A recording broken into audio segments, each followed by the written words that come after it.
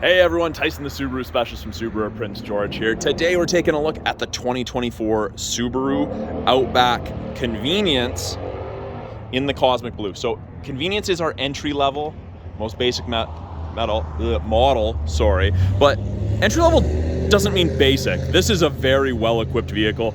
23 Outback's got the facelift, 24 continues on that facelift trend, that new, more aggressive front end, those smaller, more aggressive angular headlights, which are all LED and steering responsive. We have forward-facing fog lights, as opposed to those kind of vertical ones that we used to have that kind of would have sat over here. New front grille, and that Cosmic Blue was new last year, and it has probably been the most popular color in the Outback.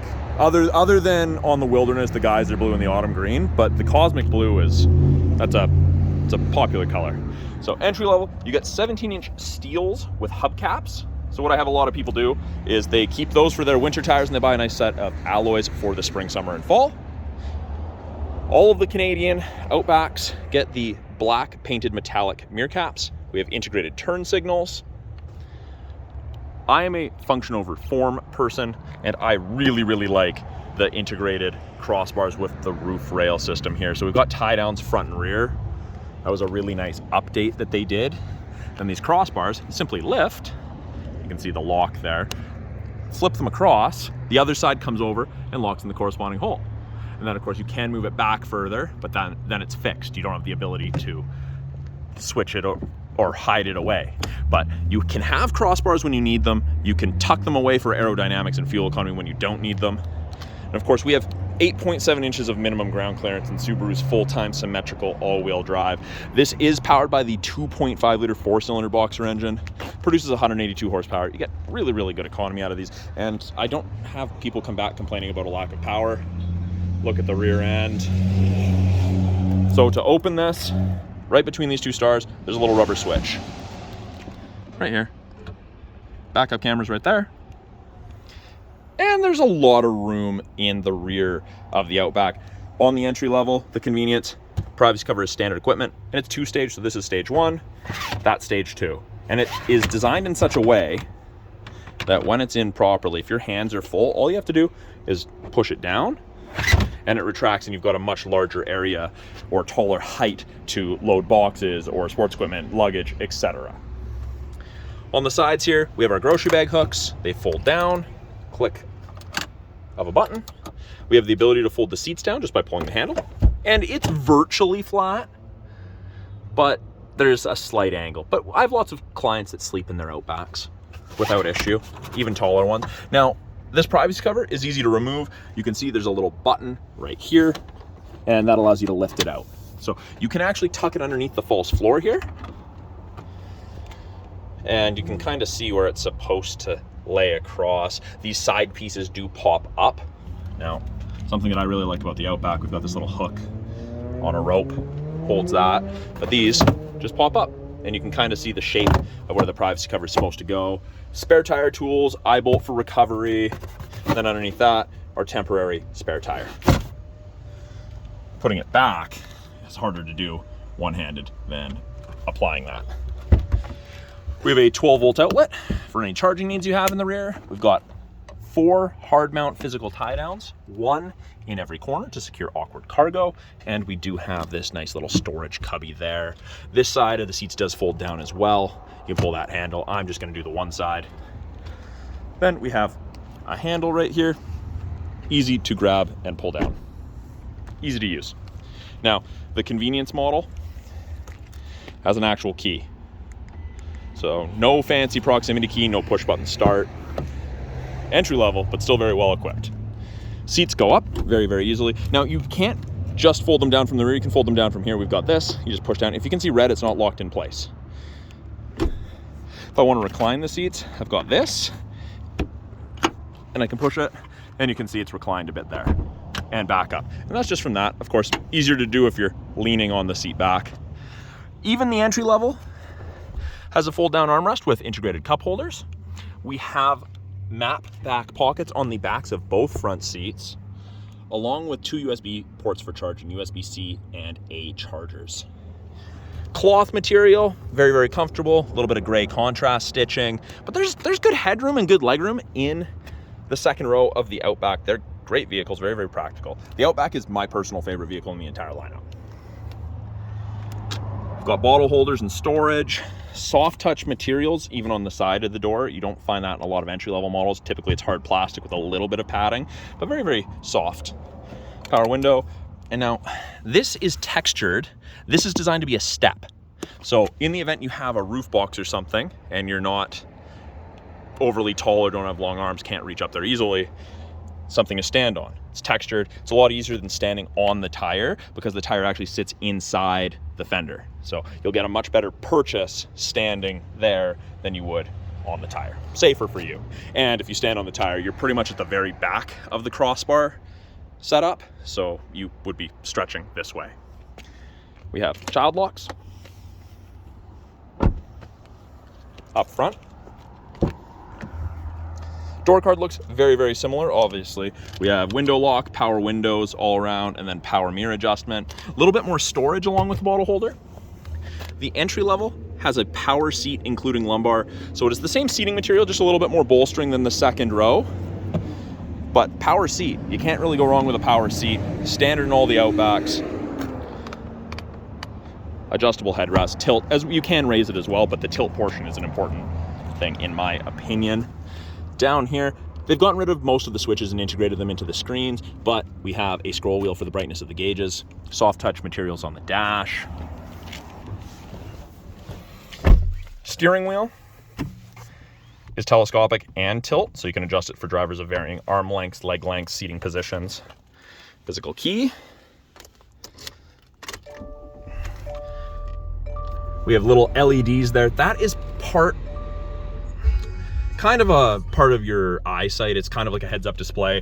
Each light indicates something different. I do have a video that goes over those LEDs in an Ascent. They're the same for the Outback. New style steering wheel. Left-hand side, Bluetooth and audio controls. They've changed the buttons. They're nice and tactile. Don't know if you can hear that, but it's very nice. You've got voice commands, also access to Siri if you're using Apple CarPlay, accept or decline phone calls. This toggle used to be the volume, but that now changes our small little center display here. It gives us different information depending on what you want to look at. We can switch between presets, go to the next song on our media device, switch from AM to FM to satellite to Bluetooth to aux, etc.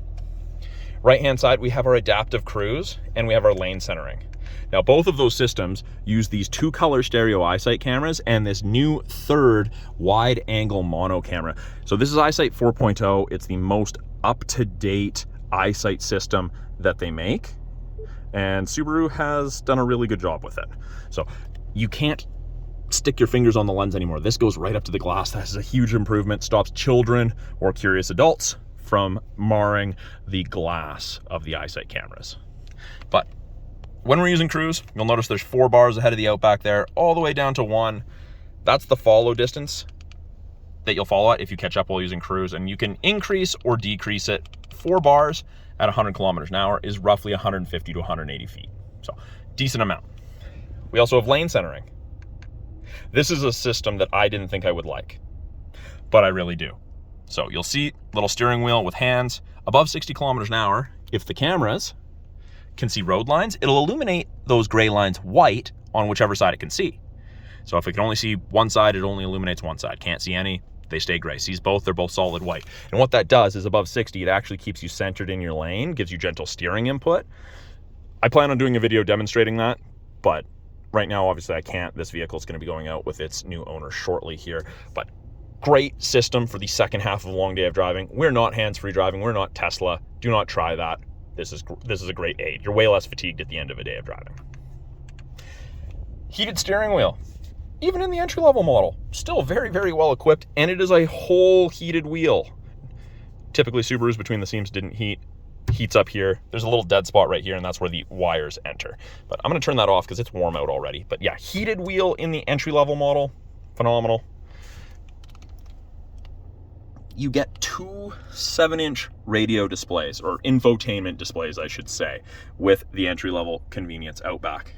So Above this, you get the big tablet, 11.6 inch, but here you get two 7-inch screens. You've got things like access to apps, Android Auto, Apple CarPlay. There are wired connections in the entry level, Sirius XM travel link, part of your satellite radio trial radio. You've got settings. When you put it in reverse, backup camera pops up. And I know it is kind of hard to see with the glare on it right now, but it does show you the top of the bumper there. And you can actually clean the backup camera from while you're in the vehicle. And that's just by twisting and holding this back towards yourself, the rear wiper stock. And I'm not going to do that and cover the back of the vehicle in washer fluid today, but very, very handy. Below the screen, we have physical buttons, radio, media, home, phone, and apps. And of course, they take you exactly where you would expect them to. Radio. Media is your Bluetooth or USB, iPhone, iPod. Apps, screen, phone to hook up your device, home screen. Below that, we have access to X mode, which is like 4x4 low in a pickup. Takes a very capable Outback and makes it even more capable. Vehicle control, things like traction control, how aggressively the vehicle accelerates with cruise. You can turn on auto vehicle hold. You can turn off the steering responsive headlights if you don't want them for some reason. Got driving assistance, the pre-collision braking. You can disable the auto start stop. So that is always there. If you don't like it, you turn on the car, you do that. It's, you know, what, 6-7 inches from the shifter. So it's not an inconvenience to tap that and put it in drive and go. Also, our climate controls display, and this glare is killing me. Hopefully it's better for you guys on the camera, but 3 stages of heated seats for both the driver and passenger, and you can turn them off by pressing and holding. It is just single zone, but we've got this nice, easy to press fan strength buttons. I want to change where the airflow is being directed. You click on the little person, shows you where it's going to be directed. Temperature is controlled from there. You've got physical buttons for the temperature, and it goes up in 0.5 degree increments. Very easy to use. You've got your rear defrost, your side mirror defrost all in one. Below that, we have a little storage cubby with access to USB and aux. Parking brake is electronic. You pull up to turn it on, and with your foot on the brake, you push down to turn it off. It is an automatic CVT with manual mode, and I do have paddles, so I can manually select my own gears. Downshift and upshift. Cup holders, very, very deep. You get one drink razor donut. So if you have a medium or small drink, it's a lot easier to grab instead of having to go down in there. Got decent amount of storage with VIN stickers. There's a 12-volt outlet in there and a place to run cords out. And we do have a change tray.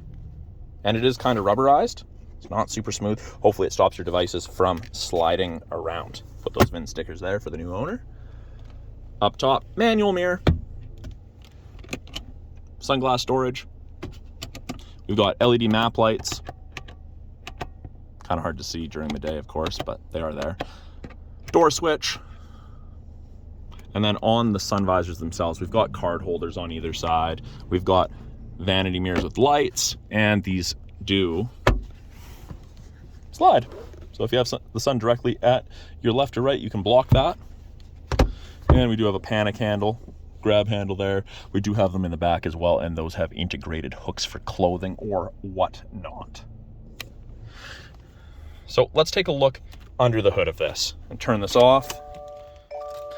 Reminder, look in rear seat. That's because I've opened the back door within 30 minutes of turning on the car. Hood release down here. Just reach back, there's this little bump. Reach back further than you think and pull forward. Really easy.